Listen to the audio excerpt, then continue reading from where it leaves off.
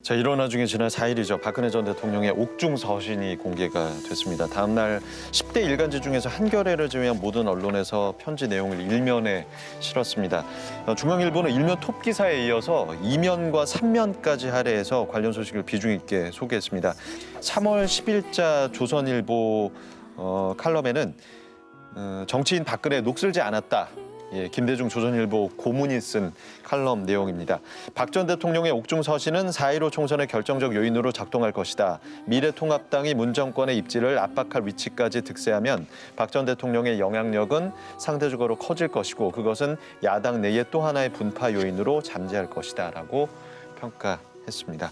박근혜 옥중 편지 관련 보도들 어떻게 보셨습니까? 일종의 가르침을 주는 거예요. 자, 이제 전부 다 미래통합당으로 가야 한다. 이게 바로 박근혜 옥중 서신의 메시지다라고 분석을 하고 얘기를 하고 있고 결국은 대통령 선거 정권을 되찾아야 한다라고 방향을 제시해주고 있다라는 겁니다. 컬럼이 이런 식으로 정치적 방향성과 그리고 지지자들과 한편으로는 그 언론사를 소비하고 있는 소비자들에게 방향성을 제시하는 건 한두 번은 아니지만 이번 훨씬 더 그것을 명확하게 내리고 있다는 걸 볼 수 있습니다. 그런데 이미 2월 22일 그 박정희 옥중 편지를 보도한 언론이 있습니다.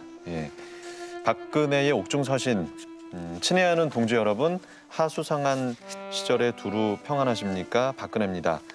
저는 괜찮습니다.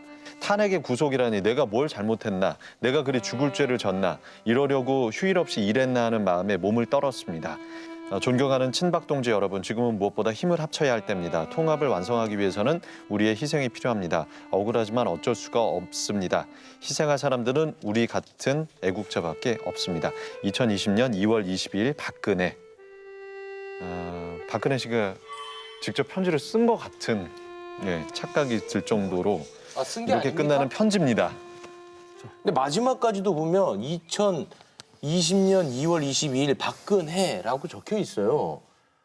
저는 그래서 이거 진짜인 줄 알았는데. 정말 박근혜 씨가 쓴 거냐라는 가짜 논란이 있었고 그래서 이 인터넷판에 나중에 대신 쓰는이라는 말이 제목 앞에 붙게 되는데 욕 먹을 땐 먹더라도 지금 시국에서 나는 박근혜 씨를 정치적으로 이용해야겠다라는 중앙일보의 어떤 의도가 분명히 보인다라는 생각은 들거든요.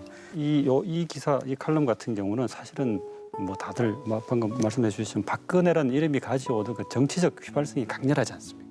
그래서 이 강렬한 박근혜 이름을 가져와서 어떻게 보면은 선정주의적인 기법을 쓴 거죠. 그 당시만 해도 현실에 없는 것이었잖아요, 그죠?